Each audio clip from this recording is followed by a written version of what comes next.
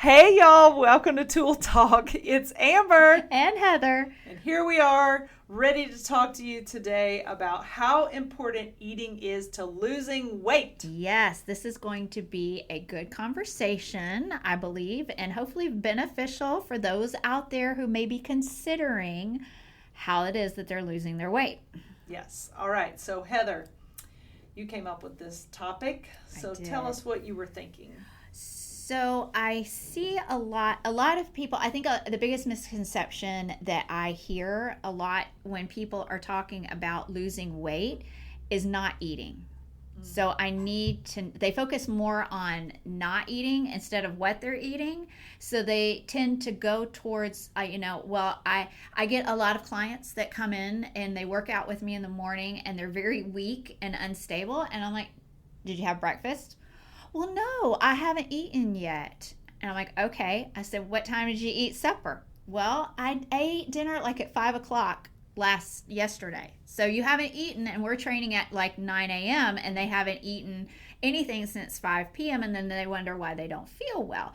Well, this is what they think that they have to do to lose weight. I need to not eat. And as nutrition and fitness professionals that we are, we know that's not true. Right. Our body needs fuel.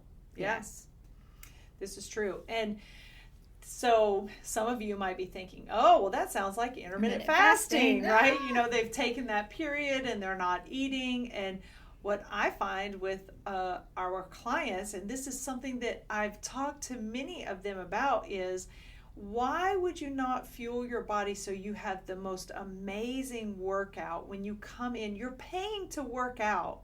Why wouldn't you make sure that your workout was amazing, that you were doing something that was actually helping you? And if you don't fuel your body properly, you're not going to get the best workout. So you're wasting your money and your time by not getting a great workout. Now, sometimes we do lower intensity workouts. Sometimes we only stretch or just walk with people. That's still good that you're getting that in. But if you're coming into work, man, you need to be fueled and ready to work. And a lot of people don't understand that regardless of what you feed your body as far as fuel goes, and we'll use the example as fuel, that your body still needs to gather fuel for the energy that it's expending, regardless of what you're eating. So if you're not feeding it, it's going to feed on itself because it needs energy from somewhere, and its first place that it goes to is our muscles, because that's where it's going to get the most nutrients to be able to continue on through the day. So you're actually being counterintuitive to your energy level, if you will, and your healthy balance by not feeding yourself. Yeah, and I'm postmenopausal female, so muscle is very important to me. So why in the world would I do my workout without being fueled? Because I want to do everything I can to keep my muscle. I don't want my body tapping into my muscle as a fuel source. No, and as active agers, and we're all, regardless of what age you are, will become active agers, and we know that we need to maintain that muscle strength and the bone density so we don't fall and break our hip and be in a nursing home by the time that we're 70, because we haven't taken the opportunity to feed ourselves well while maintaining a good weight. Yeah, and that's the other thing. You mentioned bones. So yes, sometimes, calcium can be leached out of your bones if you're not giving your body enough of what it needs. So it's so important to eat well and to fuel yourself well. Under-eating is not the way to go. No. Period. Regardless of what you may hear about. And a lot of times the people who promote intermittent fasting or do it for the disease control and helping like with blood sugar and that sort of thing. But as Amber and I were just talking about and reading a research, there was not much different. If you would like to share some of that information, I think it might be beneficial for our listeners. So there was a new study done not too long ago, actually, and it was funded by the NIH, the National Institute of Health, and they recruited 75 people who were had obesity and type 2 diabetes, and they put them into 3 different groups. So they had a fasting group that could eat anything that they wanted but only between the hours of noon and 8 p.m. A second group worked with a dietitian to reduce their calories by 25% from the amount that they would need to maintain their weight. And then there was a control group that didn't change their diet at all. And what they found is after 6 months, and this is something that I want to say, this was only a 6-month study. This is the problem we see with a lot of research done on weight loss and nutrition, is that they don't follow people for a long time period. But this gives you a little bit of information. The fasting group lost an average of 3.6% of their body weight compared to those in the control group that didn't change anything. And the people in the calorie restriction group did not lose a significant amount of weight compared to the control group. So they were kind of close to that control group. But here is the kicker, and this is what I want you to notice as we get into here. The two groups, the fasting group and the group that dropped their calorie count down by 25%, both had similarly healthy decreases in their average blood glucose levels, and they both also had reductions in waist circumferences. So even though the calorie restricted group didn't show a large amount of weight loss, if their waist measurement was down, then that tells you that they lost some body fat.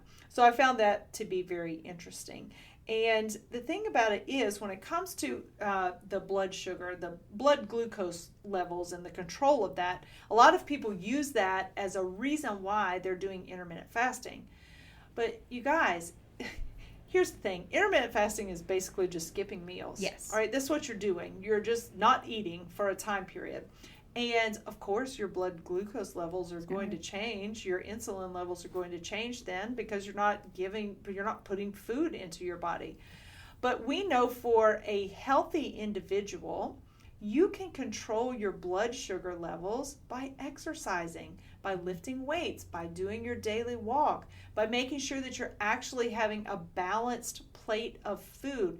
People were so obsessed recently with wearing those blood glucose monitors. And newsflash, anytime you eat, your blood sugar levels are going to go up. That's what happens. That is your body taking care of the food that you've put into it. There's nothing wrong with that.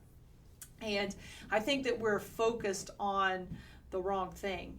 So balance out your blood sugar levels by eating more fiber and drinking water and making sure that you have carbs, protein, and heart-healthy fat all in one meal. That's how you're going to balance out your blood sugar levels.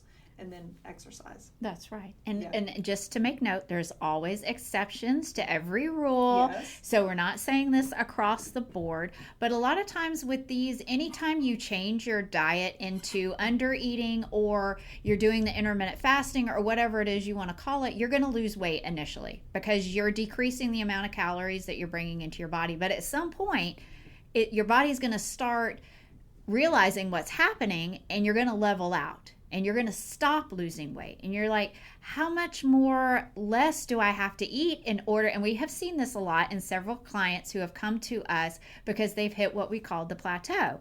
Because they initially started whatever program it was they thought would work for them, and they lost, 10 pounds off the bat, 20 pounds off the bat.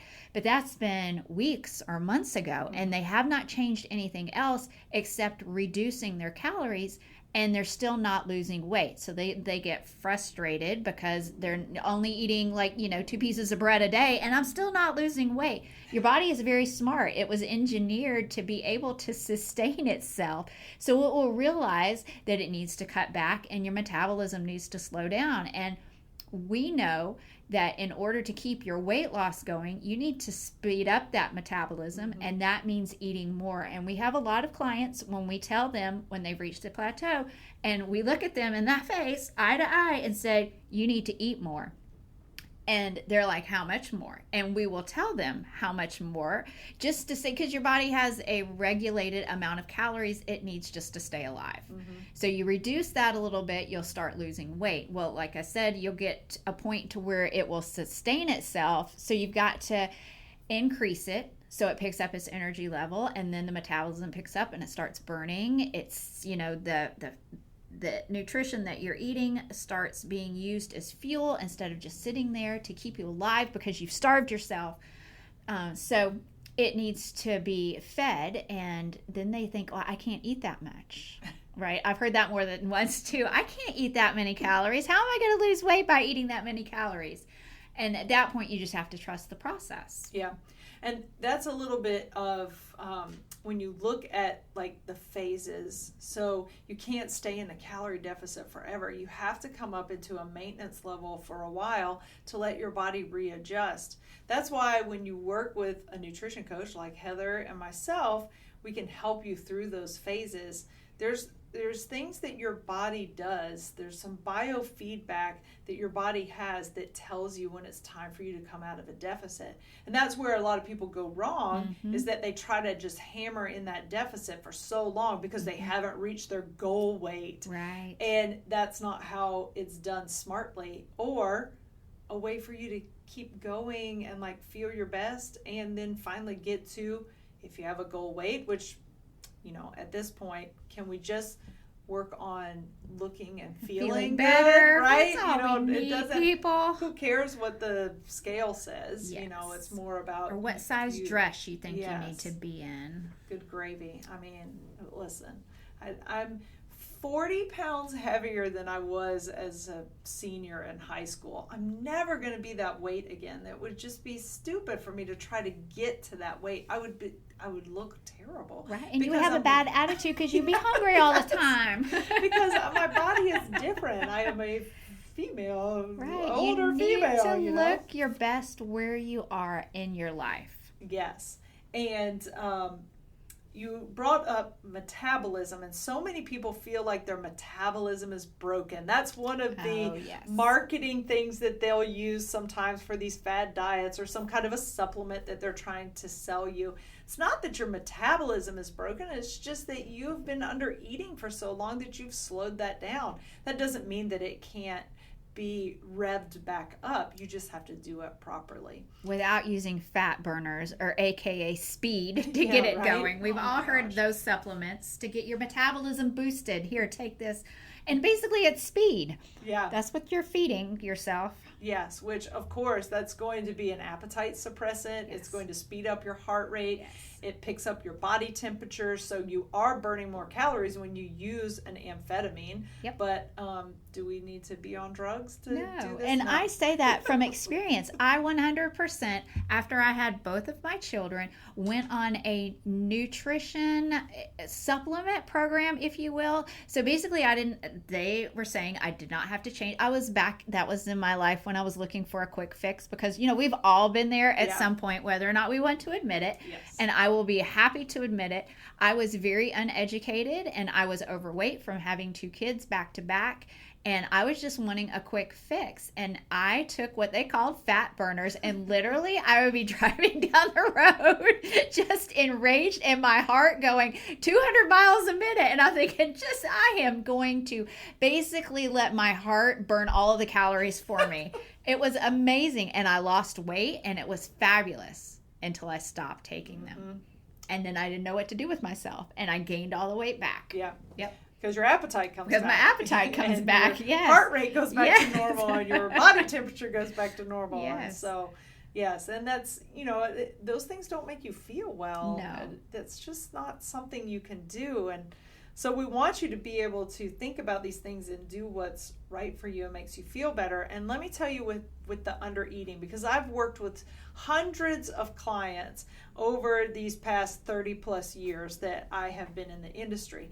And if you are under eating, I can tell you right now, you are going to binge, you are going to have cravings, you are going to at some point overeat, because you'll restrict for so long, and then you're going to be like, I don't know, it's hungry, or there's something there that you really like that you would not let yourself eat for a while, and then you are like face down in the middle of a cake, just binge eating. It's psychological. I mean, I think the whole eating process, more so than physically, is a psychological thing. And if you don't work on those issues, it's just going to be a vicious cycle, and you're going to undereat, which could lead to problems, you know, like bulimia and Anorexia. Thank you. I wanted to say dyslexia. That's the wrong one. wrong, Leah. And then they're in disordered eating Yes. all around. I mean, when we were growing up,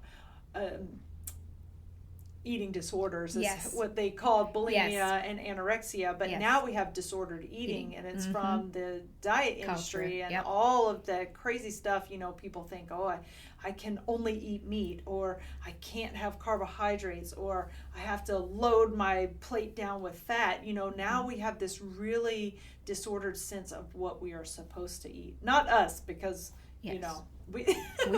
we I the like things. food too much to not eat it. Right. And I think the other thing too, just talking about that, is you've figured out how to make some of the things that you love that maybe aren't the most healthy things work into your healthy eating, and Absolutely. that's important too. Absolutely. Yeah. That is, I think, probably the number one thing that we teach here at the training tool and our nutrition programs is that you don't have to not have something. Yeah. You can enjoy, and it's not a cheat day. It's just something that you can enjoy, and you're going to eat balanced enough that you can have a cheeseburger, some pizza, some ice cream, some cake. It's just, you don't have to do without to be healthy and be balanced. This is true. Yes. And I just experienced this, because I watch what I eat, and I'm currently just trying to be really conscientious of calorie intake and things like that as I'm in this phase of life. And we went out to dinner with some friends. We were at the beach, and one of my most favorite things is to listen to somebody play the guitar and sing. And so we went to a restaurant where they had somebody like that. So here I am. I have big dreams of being able to live at the beach one day. So I'm like, this is my perfect life right here, And of course, what goes with your Jimmy Buffett music, but the margarita. Woo! Now we're talking. Right? Yes, I know that's what you like. And my friends were all getting a drink, and I thought, I do want to have something. We were sitting outside. It was so nice.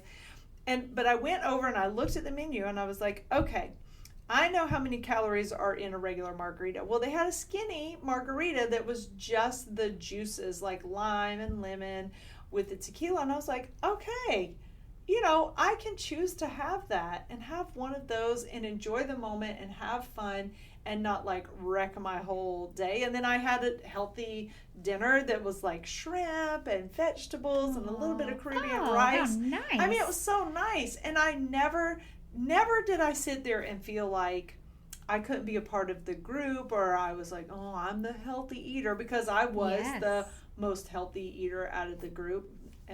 But not that, I mean, that doesn't mean anything. I just meant, So I think a lot of times people feel like they can't, I can't go out with my friends or they'll make like a big stink about them eating right. Oh, you can't come with us because we're not going to a place that's going to have what you want to eat. And I'm thinking, I can find pretty much something anywhere, but thank you.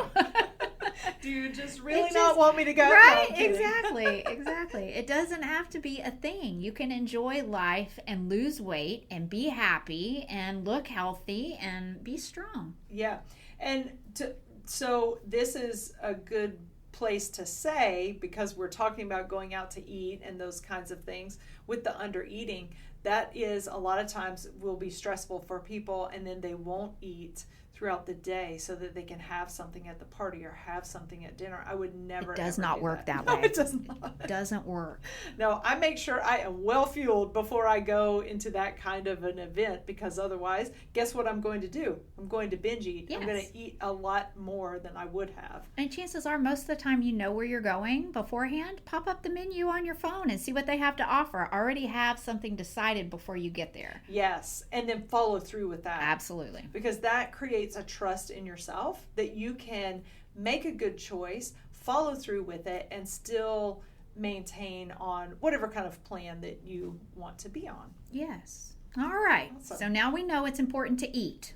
Yes. Period. Please don't skip meals. Don't skip meals. There's no sense in doing that, for goodness sakes. All right. Well, I hope y'all enjoyed our conversation about how important it is to eat. And I wish you to like and subscribe our podcast so we can continue to keep putting these out for you.